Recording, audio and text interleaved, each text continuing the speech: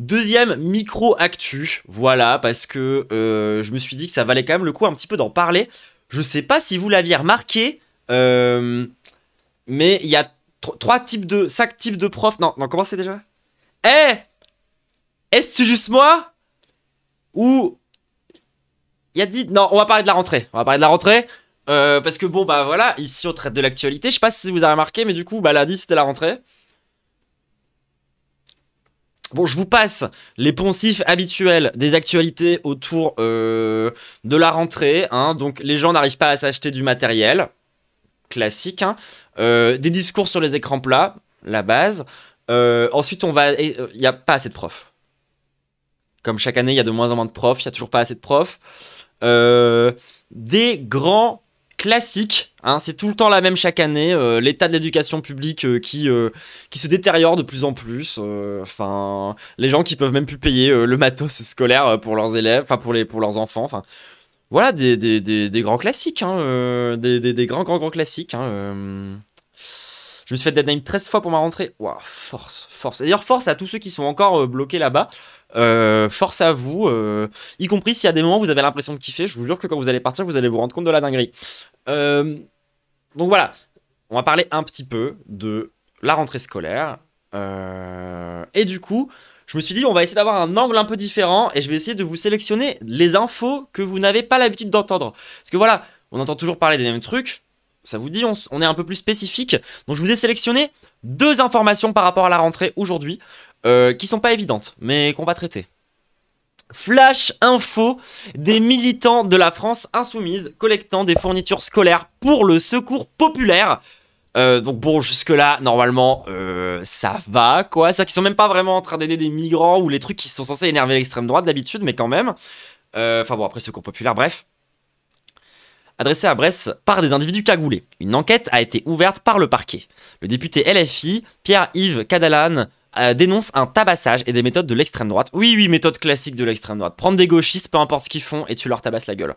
Genre vraiment, enfin, c'est la base de la base. Vraiment. Genre, c'est des méthodes des groupuscules d'extrême droite depuis... Je sais pas, demander aux Lyonnais. Donc... ils ont pris notre banderole comme une sorte de trophée, ça c'est typique aussi. La Ligue des droits de l'homme évoque, j'imagine, une attaque préméditée et ciblée inédite dans la vie militante locale. Et oui, parce que bon, à la limite, ce genre de trucs sont plutôt normal à Lyon. À Brest, c'est bizarre, hein. C'est quand même un peu... Oui, pendant une récup de matériel scolaire. Donc, vous voyez, lorsque je vous ai dit que c'était les mêmes infos tous les ans, genre des personnes qui galèrent à ce que leurs enfants ils aient le matériel scolaire. Ce genre de trucs qui sont là chaque année. Mais il y a quand même des gens qui tentent de faire un peu de damage control, qui tentent un minimum d'essayer d'aider les gens qui sont justement dans des galères pour obtenir du matériel scolaire. Les fachos de ce pays trouvent rien de mieux à faire que de les attaquer. Et en parallèle de ça, CF, ma capsule qui est sortie aujourd'hui, en parallèle de ça, t'as Bruno Retailleau qui dit à l'Uni de tenir bon. Hein.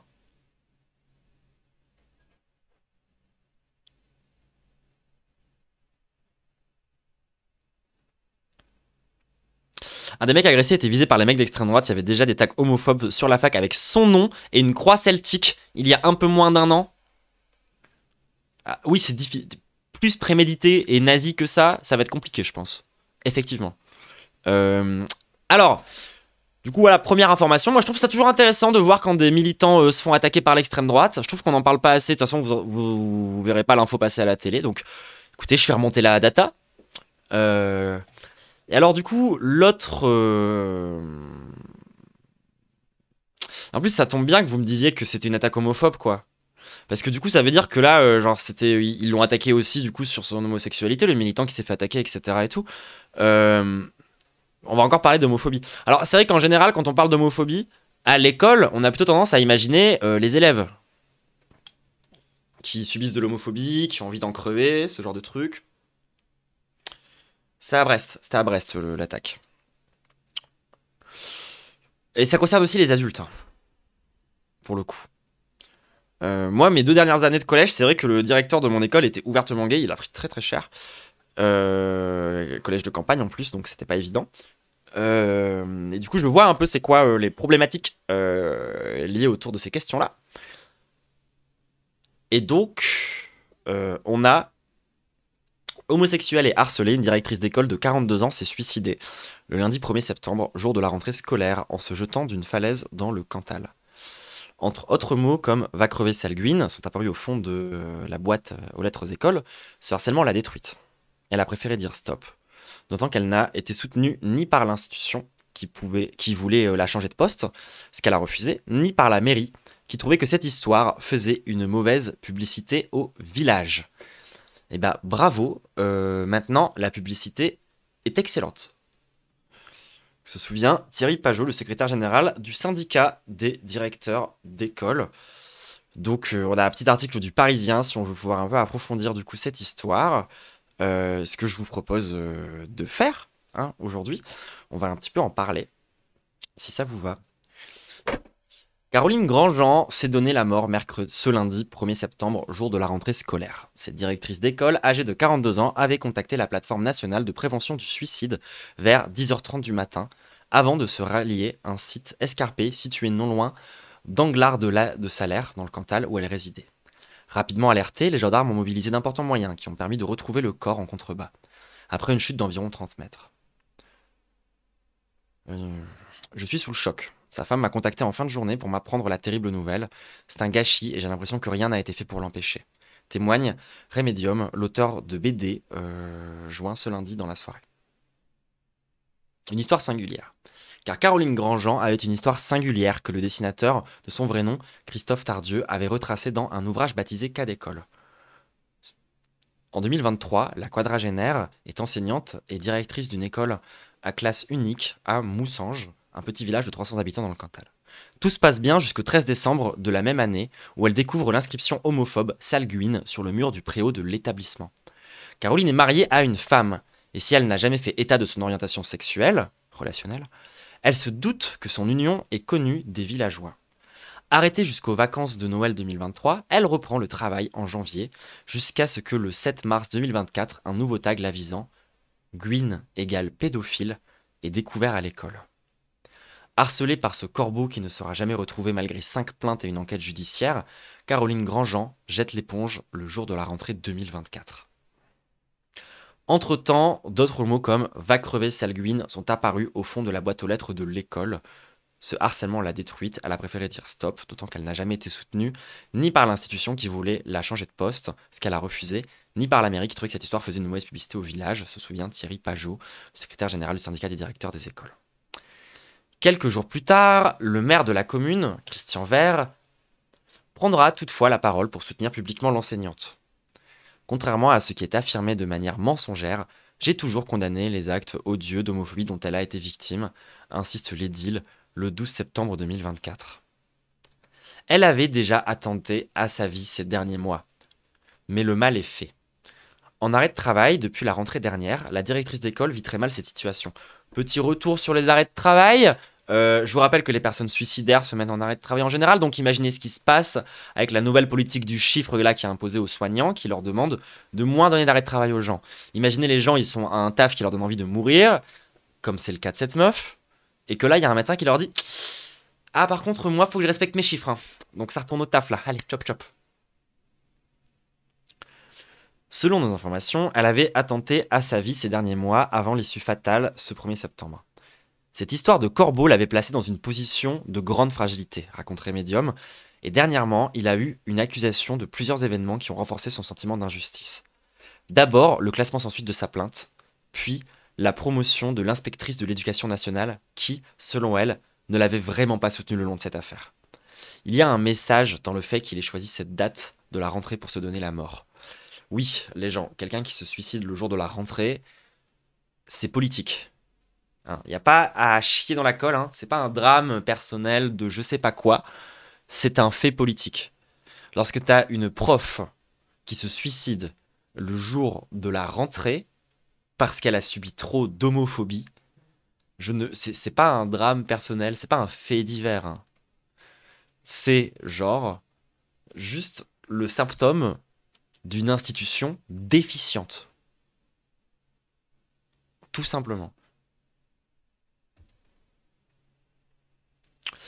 Contacté, le ministre de l'Éducation nationale se dit profondément touché par le décès tragique d'une professeure des écoles dans le Cantal.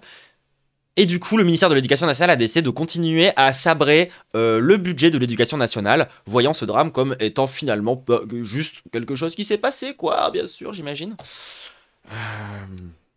C'est un drame qui suscite une vive émotion au sein de la communauté éducative. Oui, du coup, j'imagine que vous allez mettre plus d'argent dans l'école maintenant.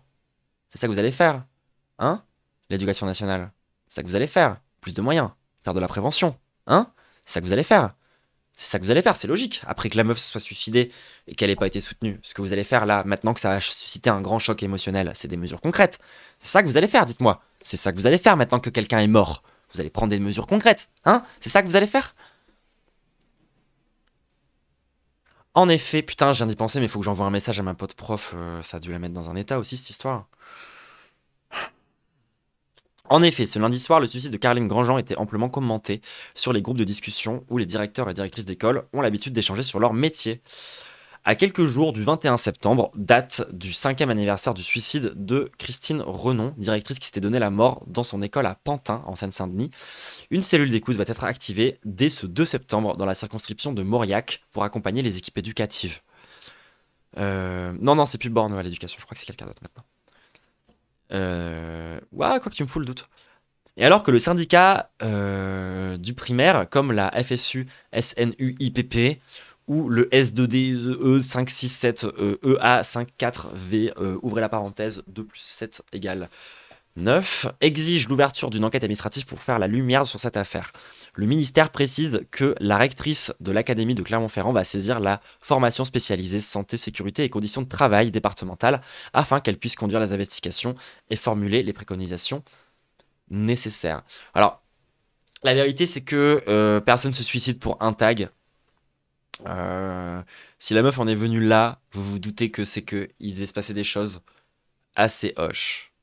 Pour le coup, autour de cette meuf, dans ce qu'elle devait vivre en termes d'homophobie normalisée du quotidien. À mon avis, ce truc de tag, c'est juste histoire de montrer des faits un peu concrets qui parlent à tout le monde. Mais à mon avis, ce qu'elle a vécu, et le vrai sujet, c'est quand même le harcèlement scolaire qu'elle a pu vivre au sein de son institution. Un suicide d'enseignant chaque semaine en France. Tout simplement. Hein. Donc... Écoutez, oui, il y a un problème dans ce pays, notamment d'homophobie, et notamment à l'école. Et il serait peut-être temps de regarder ça en face. Parce que c'est facile de continuer à faire des paniques morales sur le fait qu'il faut surtout pas expliquer l'homosexualité aux enfants, je sais pas quoi, mes couilles sur ton front. Oui, mais en fait, éviter qu'il y ait de l'homophobie, c'est éviter que ce genre de truc arrive. Il y a la BD qui avait été fait qui explique en détail ce qu'elle a subi.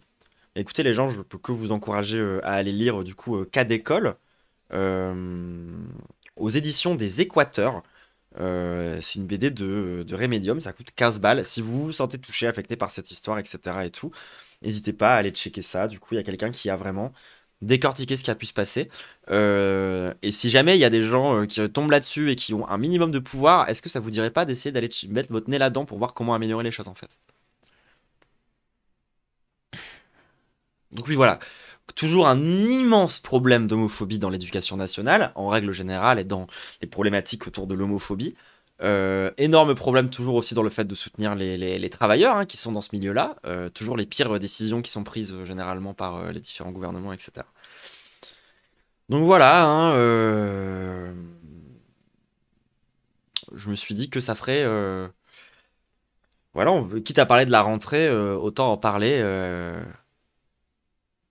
à travers cette affaire, parce que ça me semble important, quoi. Enfin, genre, la meuf est morte, quoi. Il y avait plein de moyens de savoir que ça allait se passer, de pouvoir prévenir ce qui allait se passer, de pouvoir parler de ces sujets-là, et non, elle est morte.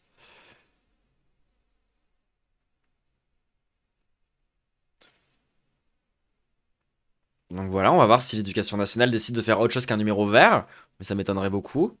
Euh...